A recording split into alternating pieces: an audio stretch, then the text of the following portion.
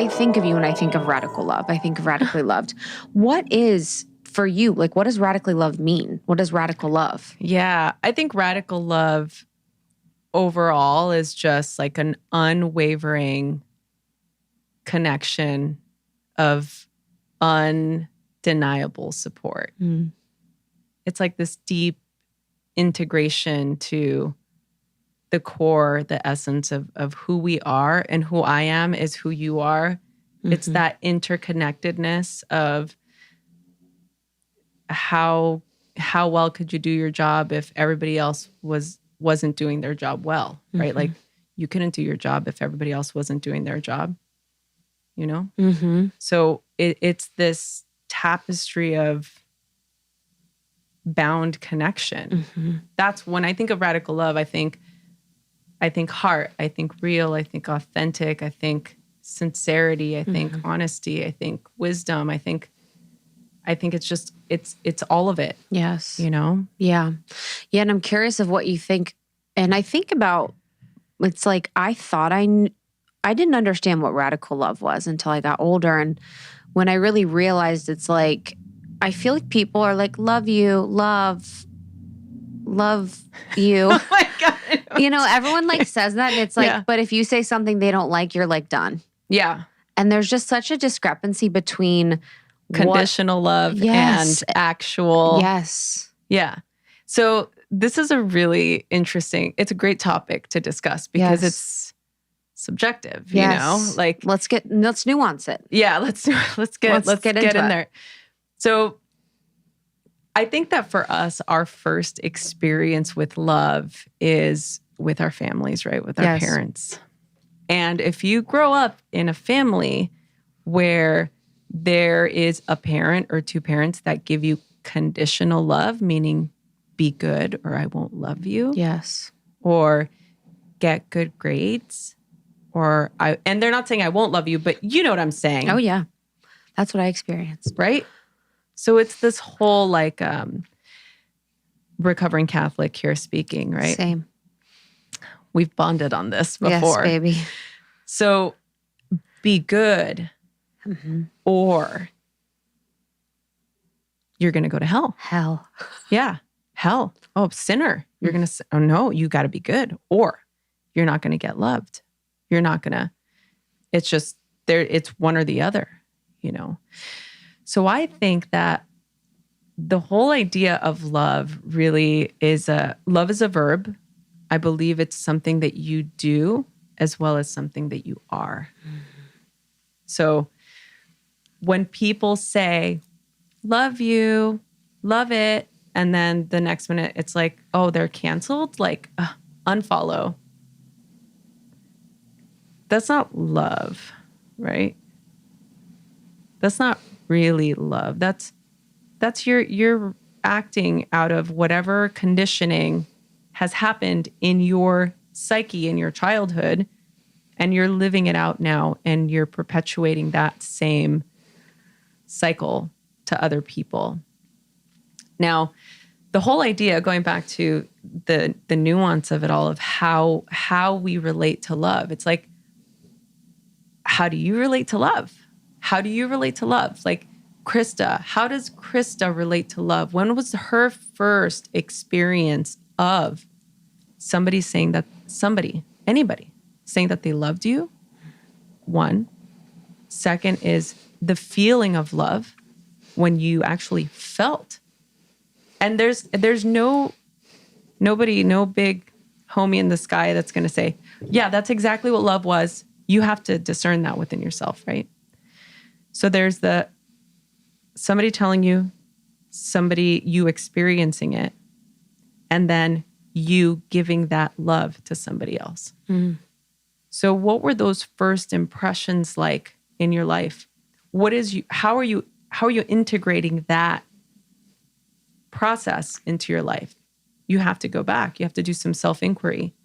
Okay, well, I first heard, my parents, my grandma, my little abuelita would like tell me that she loved me, and that was that they said the words, and then the feeling of love to me the first time I experience it is sitting at a dinner table with my family and feeling excited. Oh, everybody's eating. Oh my goodness. Like, this is fun. I love to eat. I love food. Everybody around the dinner, that's a memory, right? It's a feeling. It's like, oh, I feel full. Mm-hmm. I feel like this is joy. I feel connected to this tribe, this unit that is here. And then the giving of love, even though when you're little and you're like, I love my doll, you know, like whatever it is, you know, whatever it is that you love. I love my new kicks, you know, like whatever it is when you're a kid. Like, I love Justin Timberlake. Yeah, it's like all your, you know, your posters on the wall. Or even your first love. Mm-hmm. Like your first love. Mm-hmm. When was your first love? My first love was when I was 15. And what, like, how was 16. what was that? Did you say you loved them, or was it a feeling? Like, what? I had said I love you to people before in relationship, but I didn't love someone and I didn't know what love was. Maybe till 15 probably. And It was like, I remember the feeling of feeling like someone gets me and sees me, and like, yeah, man, it was fucking crazy. I was like, whoa. And I just felt so liberated in it. It was like very liberating. I was like, oh, this is like liberating, that I felt like I had a partner and I felt like I wasn't alone anymore. And connection. You felt connection. Yes. You felt connection. Yes. When was the first time you felt conditional love?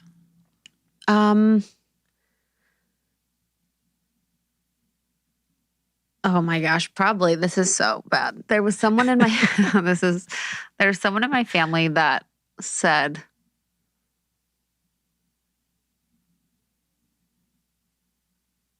when I was like younger, they were like, my greatest fear was that my kids would be fat. Wow. And I was like, whoa. Because I was like, whoa, this is conditional. And the condition is what you look like, what your body is like. And I remember that when I was little, I was like, what's sort of happening here? What's like sort of happening? And I think there's a lot of other moments of feeling that conditionality, you know, to certain things. And I've probably blacked a lot of them out, but I don't remember ever feeling unconditional love from my parents all the time. I do feel like in my paternal side, I could feel that, because I remember it was more of like an engagement where I noticed in the eyes, you know, when you're younger, I noticed in the eyes, I'm like, there's that look of like, wow, I love this being, you know, and I remember that, but I don't know. Yeah. Yeah. This is why we are where we are with relationships, right? It's because we think, I find somebody that I'm attracted to. Mm-hmm. And we go out and then we decide we want to get married, and then we fall in love, and then I tell them that I love them, and then maybe we have kids, but then something disappears. Yes. And then all of a sudden it's gone. Yes. And then all of a sudden, now I have to get a divorce. Now I'm just not happy. I'm just not happy. Well, again, love is such a nuanced thing, but if we want to bring it back to connection and support, where's the first place where you would think we need to find that? We need to find it within ourselves, right? We need to, and we don't cultivate that when we're young. When we're young, everything is so disembodied, right? Everything's so external. This brings me happiness. This brings me sadness. Happy, sad, happy, sad. That's what our life revolves around until we get older and it becomes a little bit more complex. Mm-hmm. We start to interact with other humans. We start to have interactions that feel like you accept me for me as long as I am playing my role in your bioepic in your mind. Yes. Thank you so much for tuning in to Morning Microdose by Almost 30. We hope you enjoyed waking up. As always, we encourage you to take what resonates and leave the rest. If you enjoyed this trip, Tune into the full episode on the Almost 30 podcast. All episode information can be found in the show notes. Make sure to subscribe, and if this becomes a part of your morning routine, be sure to share it with a friend. We have new inspiring doses Monday through Friday. Follow us on Instagram at Morning Microdose, and follow Almost 30 at Almost 30 Podcast. Thanks for listening. We'll see you in the vortex.